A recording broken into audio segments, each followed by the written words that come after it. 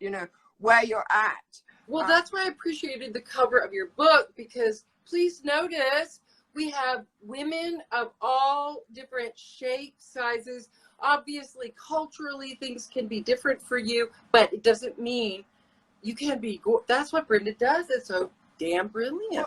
Well, let me just say something, Lauren, for me, and you know my message. I mean, every woman has the right to look her very best, to dial herself in at 10.0, and to give up the idea that I'm not thin enough, I'm not tall enough, I'm not young enough, my legs aren't long enough, my boobs are too big, my boobs are too small. It's like, forget the whole thing, just forget the whole thing. Heard out. You can always have style. You can always have style. And that's what I put into that book, which is the system, you know, that I used before the nanny and I used on the nanny because of budget. You know, and so because we didn't have a budget, and so many people over the years have asked me about, you know, how I did it, you know, what I was doing and how I was doing it. But I was just doing it just the way you do your character. I was doing, I wasn't analyzing and thinking about it. I was like, I've got great 40s jackets for Cece. I'll go shopping for Fran. And I've had to analyze, I've had to reverse engineer to look at what I did. And then I realized, because I started looking at old movies, I am so influenced by the 40s, and the 50s. I just looked at Some Like It Hot. No. Gentlemen Prefer Blondes the other day. You know, I just, the style, the elegance, the class, even sexy, you know, and that's what with your character, that I wanted to bring to your character. And so we found a formula, and because we were shooting so many episodes, to find a formula for each character, dial in every week. We would have like one fitting, and then maybe there'd be some tailoring done to some object, and then we'd come back for, this was my experience, for a second fitting. And it's just, well, I did learn that if something is off, get it tailored, because that's accessible to most people. It's affordable, especially if you buy it from a department store that offers that. I had never in my life done that before you. So we had, let's just see what people are saying. You have so many things. See, can I hire you as a personal stylist? I don't even know where to start. Okay. Well, we're just going to keep talking. Okay. I mean, the comments about you are just, people are just loving you as well as they should, because you're just totally brilliant. So, you know, Lauren, I remember I had those two lovely ladies, those older ladies who were the seamstresses, and they used to always come into the fit, and it would be fit. Everything would be fit. So beautifully. Lauren, you would always just walk into those 40s jackets like that, and I never altered one of them. They just fit you. Wow. And then when I became Demons, then I would fit the stuff on you, and then there was other stuff that you wore, contemporary, the red jacket with the white shirt, that Tahari jacket. I am made for those kind of clothes, and Brenda helped, because I'm a fan of like older films too, from that era. Yes. And I realized I mean, like Marilyn Monroe was a curvy gal. Yes. But I don't think we think about necessarily, unless perhaps you're really like analyzing. So it was very freeing for me. And what I think, you know, I teach college students that are in their 20s ish, and they are in a different place than we were in as far as body, like embracing what I think. Obviously, there are always exceptions to that, but I appreciate it so much, because it took that experience. It took Brenda's unquestionable authority on, that is stunning, Lauren. That is stunning. Darling. Yeah. I mean, she's my measuring stick. And yes, you probably can hire her if you're lucky and want to. I don't know what you do, Brenda, so I won't assume. But Lauren, I want you to, yes, you can hire me, but that's a whole other subject that we will discuss later on. I just saw it in the comments. Tell us what you're doing now. Now? What you went on to do, because now you are a professor. I'm a professor. It's not fancy. It's This is so what I went on to do. Well, I was pregnant in the 5th season, and so after that, I had a child. I had a baby. So in our last season, my daughter was between whatever months and a year old, and I'm a single mom, and so I decided I'm from Texas originally. Well, Oklahoma. I got to be honest. I'm a red dirt girl for those of you in the world who know what that means. what? But I grew up in Texas.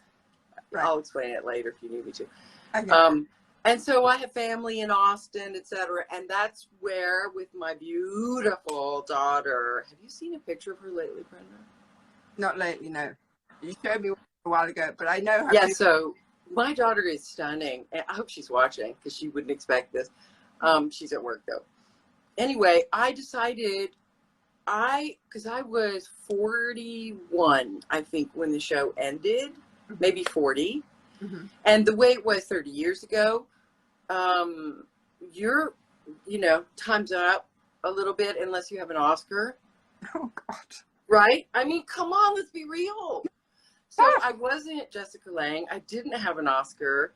And I'm a single mom. So I thought, I want to be home. I want to be in a place where I won't be desperate or, so I moved to Austin, and I've done theater continuously because it's local, but I was like, my priorities were raise my kiddo. Right. And so I did. She's now 24, works for Sotheby's. She's like my life. Right. Funny as hell. I can't believe I haven't sworn. Have I, like, expletives? No. Doesn't matter. I don't want to get you banned or whatever happens because I have a salty. Darling, you be you. Well, I just don't want to get you like, suddenly Brenda I can't accept, My kid is funny, and her name is Kate, and I love her. And so that's what I did, Brenda. So I did a lot of theater, but this was really before self-tape and that sort of technology was how actors mostly get hired now. You're not necessarily in a room with creators like we were describing earlier. Isn't that amazing? I mean, isn't that just, when you think about that, the adrenaline of walking into a room I love being in a room with a bunch of people, and now you're in the closet taping yourself, doing that like this, like against a wall or a green screen or whatever the actors do. It's very different because it's a vacuum until or if you're lucky enough to then get a meeting with whomever the creators are. That's just the way it works now. When you're in a room with a human, there's all kinds of energy present that can screw you up, or can really, right, just give you this oomph. So I miss that. But anyway, so I raised my kiddo, and while I raised her, I started teaching, first at UT, University of Texas, and then I was offered a job at Texas State University, and that is where I have taught for a long time. Wow. And you know what, for the viewers, for your viewers and for my viewers, that I want to, express is that you had this career in Hollywood, but the way you've transitioned your career, as I have, that nothing that you ever do, it goes to waste, because everything you've done, you take stuff from that into your next career. And what great, incredible gold that you brought to Texas State University from having this career in Hollywood that another professor who's never had that opportunity cannot bring to the table. And you just... That's lovely. And I don't let them forget that. And no, I'm... No, hold on. Lauren, you shouldn't let them forget that. How many... Well, here's the thing. Peter, you maybe, but I know Peter could attest to this. Even when we were shooting The Nanny, I'm a huge reader. I'm that gal. I wasn't going to like, what's the cool party? Because I'm an introvert. I'm an extroverted introvert, and so I'm a reader. I have always been. I love that, all of that world. So becoming an instructor, because I also had excellent training at ACT. I felt like, oh, I can do this. So, but I never really thought, oh, I'm going to leave, like when I'm living in LA, I'm going to leave the show and then I'm going to move to Texas and become a professor. Right. I didn't have that kind of goal. I knew my kid was my main focus.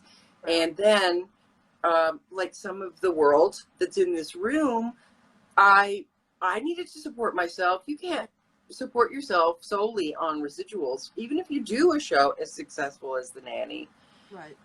So I began teaching, and then I was offered a full-time gig, and suddenly, you know, after quite a few years, I'm now a professor, and I love it. But I love acting too. You know, I do miss that. It would be lovely if there were more of that available. But in the meantime, this is I'm a happy human, and I'm happy to talk to other women, men who decide middle-aged. I'm going to switch it up, because you can. You're such a contribution, Lauren, because you've had such success in so many areas. And to jump back a little bit, which I find really interesting. So in developing that character, and each week you'd get a script, you know? Yeah. What Yep. what would your thought process be of how you're bringing those words off that page to life? Because what you did, Lauren, was you were just brilliant. I mean, your delivery of those lines, your interaction with Daniel Davis, I mean, it was beyond brilliant. I mean, what was your... Thank you. Thank you. You're making me feel nostalgic and delicious. I would have to find different ways every week to be mean. Right? I'm sorry, my hair is so wet. It's just hot. Yeah, that's really, you know, I tell my students okay, so how can I say this? There's for actors at least, usually there's something that's just a lead with you. Like, I don't know, let's think about Kieran Culkin, who's in Succession, if you know that show. He's funny. Everything I've seen him in, he's funny. He can play a dramatic role, but that's his lead. Like, he's a funny dude. So I tell my students, like, you're not going to necessarily be pigeonholed, but you know what you lead with. What do you love doing? So I, too, love comedy. So this is the way I was cast pretty much the whole... I was in LA for a decade and did 3 different series, worked the whole time I was there. Evil seductress. Wow. Now, that is not who this human is, but I'm tall. Listen to my voice. I can, you know, I'm going to crush some balls with this voice for sure. Wow. Actually, that was the theme of the episode I did with Corbin. Really? Yeah. Oh, he got his testicle twisted because I intimidated him. Oh my God, that's so funny. I know. I never thought about that till just now. But it's just not who I am. But that's what an actor does, right? Yes. So it's helpful because it allowed casting directors to know we can count on her for this. Right. So, you know, you get to work. There are downsides too, but believe me, it was mostly good sides for me.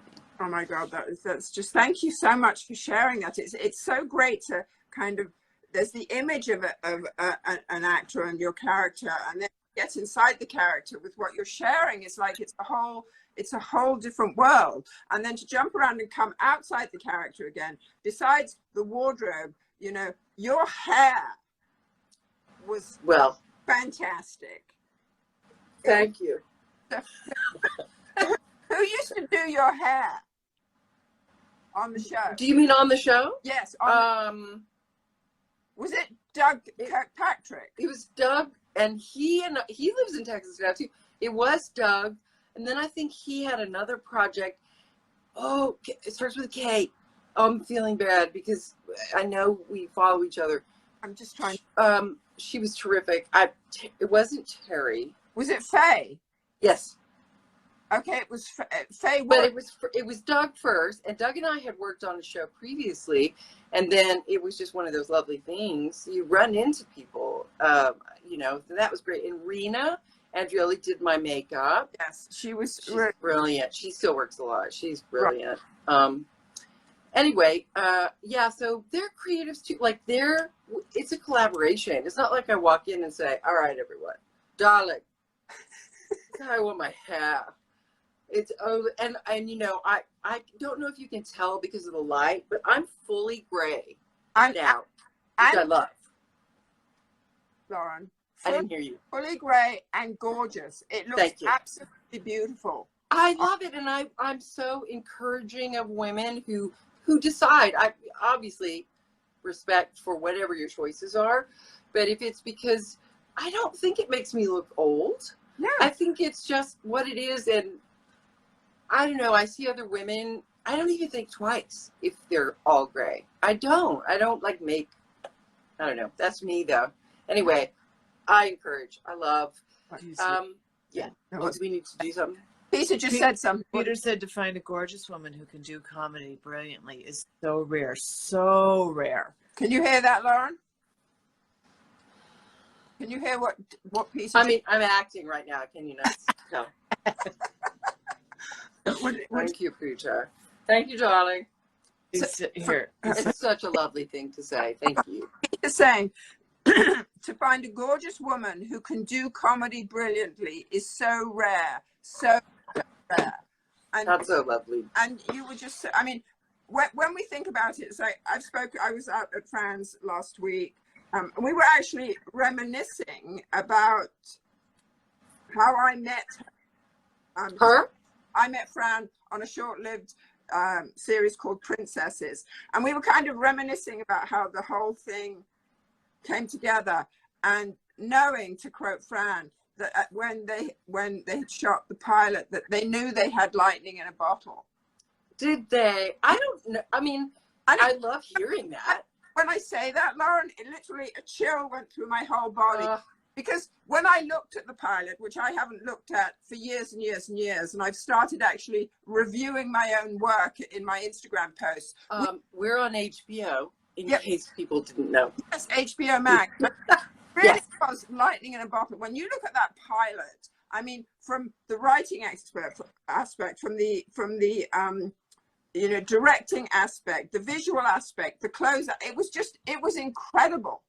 Puzzle pieces, all like every part of it, the hair, the makeup, every department was just. Well, also the production, like the writers, Peter and Fran had such an aesthetic for the writing, the jokes. Yes, they knew. In my opinion, they knew the genre and the style like nobody else. Right, and the visual aesthetic, Peter's visual aesthetic. I mean, you're so right. It's like it was a union that was. I mean, it was genius and it was brilliant. I mean, it was completely. Listen to us. We're like, thanks, world, but we're just gonna love on ourselves for a moment. Thank you, world, for being here. Why?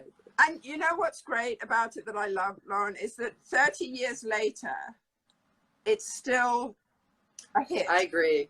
I mean, I'm with you, lady. I mean, it's still because when you do something like that, that's classic and classic brilliance. It's like those old movies of the 40s when we look at them of Jane Austen, Marilyn Monroe. It's as contemporary today as it was brilliant back then, and it's the same with The Nanny. And if you see on Instagram the amount of people that want to recreate Fran's outfits.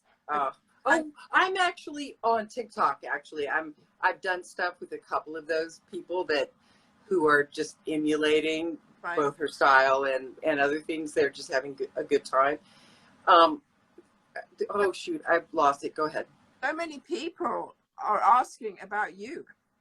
So many people are asking about your style, your clothes, what you're they want to see CC. Yes, so many people ask about your style. So that's why I'm so thrilled that you've come on to talk to me today. And when I think about it, when I'm talking about having to reverse engineer something, I was thinking, oh, I kind of used the same formula that I used on Fran, and I used the same formula on you, but a different iteration because it was fitting. But instead of the skirt, it was the long skirt. Instead of really loud jackets, it was 1940s very shaped jackets. So it was a different take on the same formula.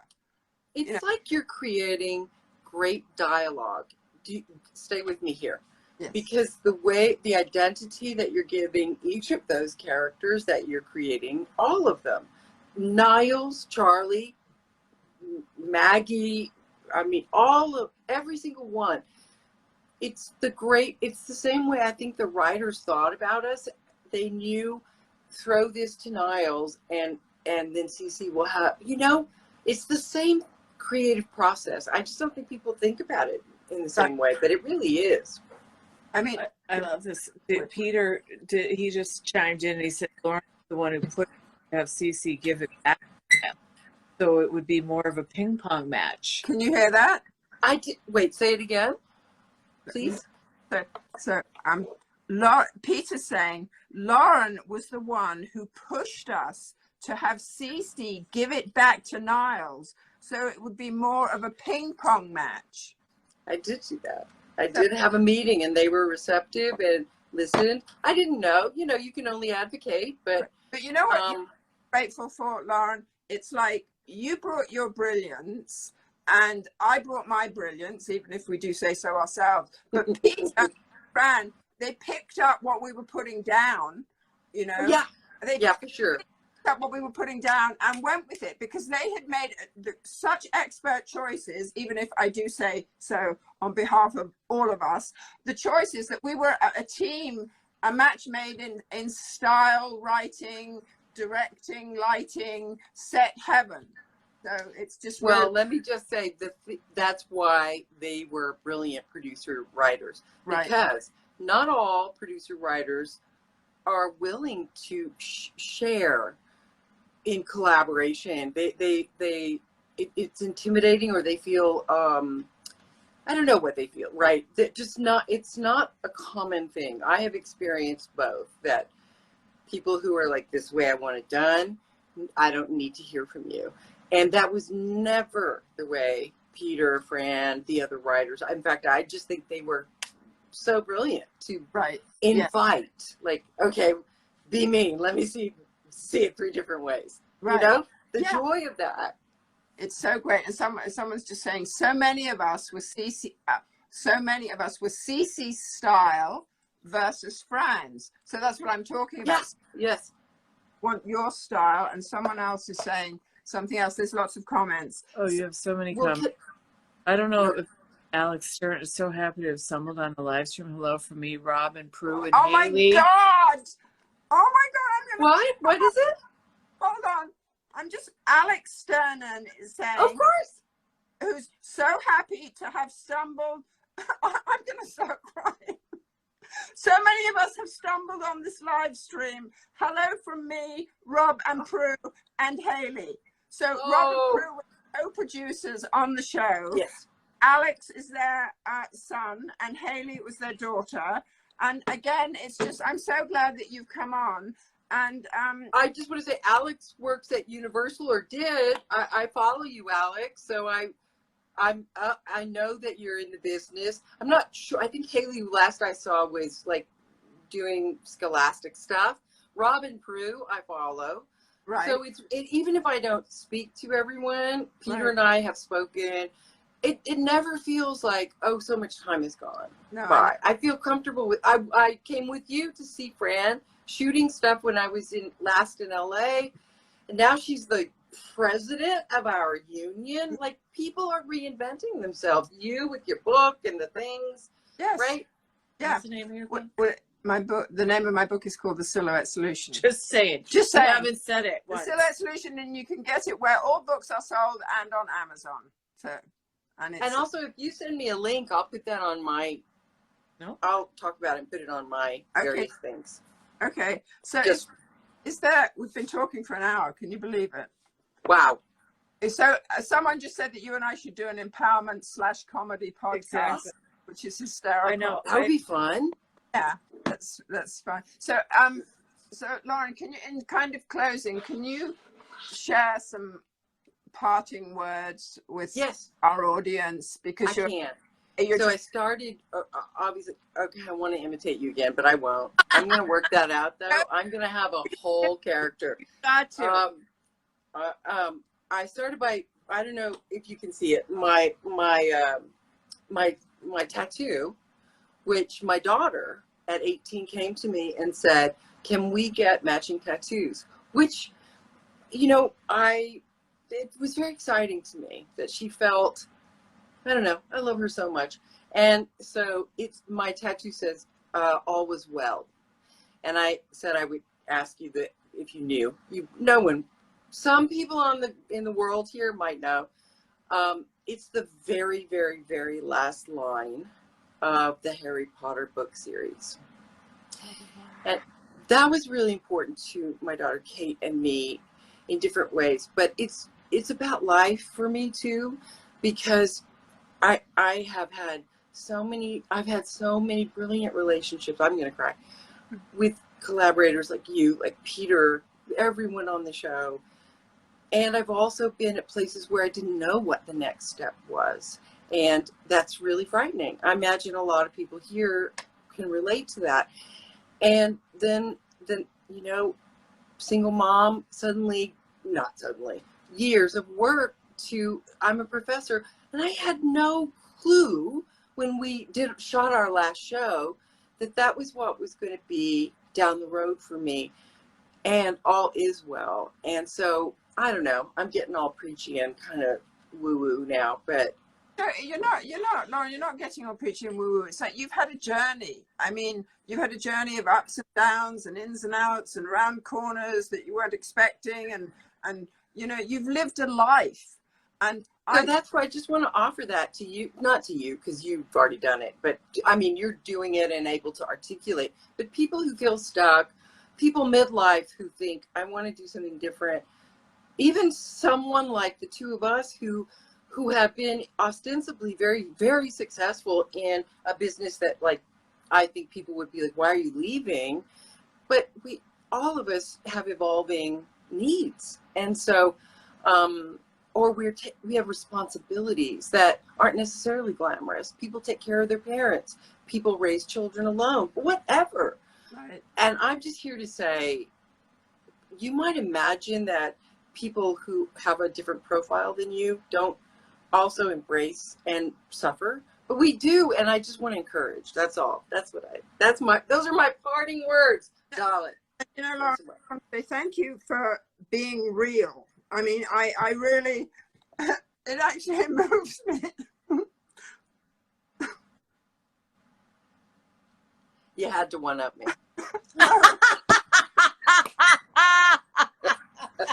I'm such a baby. I just want to say, Lauren, thank you to you for being real. Because people look at you, look at your character, look at what you've done in Hollywood, and there's this vision of Hollywood that it's all glamorous. And yes, it is glamorous and it's creative, and also it's very hard.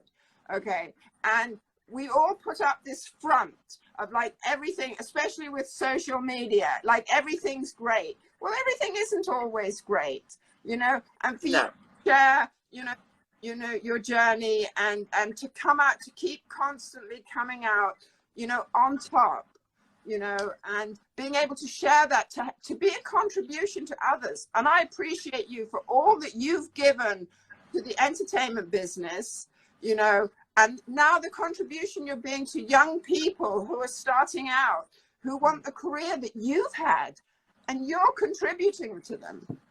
So I just thank you. You're an incredible person. I just love you. I love you. And I'm going to send you, when I do eventually, and I promise it's on its way, when I'm Brenda on my various platforms, I will let you know, because I can't wait. Okay. Darling, do we want to say anything else? Yeah, I think you just want to say that you've had so many great questions and so many amazing people asking you things, but it's just, this was way better to just have you guys talk. Right. So sorry. I mean, great. But I just want to say I appreciate you, Lauren, even though we don't talk that often with each other. I appreciate. She's lying. We lay in bed on Saturdays and talk about the Enneagram. No. We do. We have. We both into the Enneagram, which is a whole other subject that most people probably don't know about, but they should, and maybe we'll do. Maybe we'll actually have a conversation about that, Lauren. Okay. At some other. Gather the questions from the live today. We'll do another one where we can try to answer some. That'd be fun. Okay. It's great hanging out with you. It's great hanging out with you, Peter, in the ether. And who's the disembodied voice?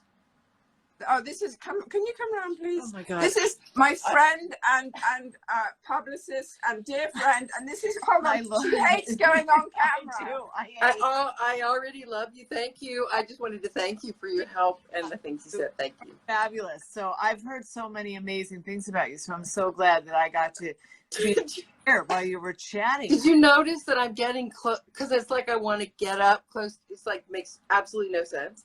But that's what I was just doing. Like, what? Hey, exactly. Well, it's so delightful to meet you. It's delightful to meet you. All right. And, Okay. Lauren, we'll do this again. I love you. Great. I appreciate you. Thank you for coming. Everything that's style and substance. You made my Wednesday, darling. Bye, darling. Well, goodbye. Mwah. Love you. Okay. Can you? Yes. Are you sure you want to end your live now?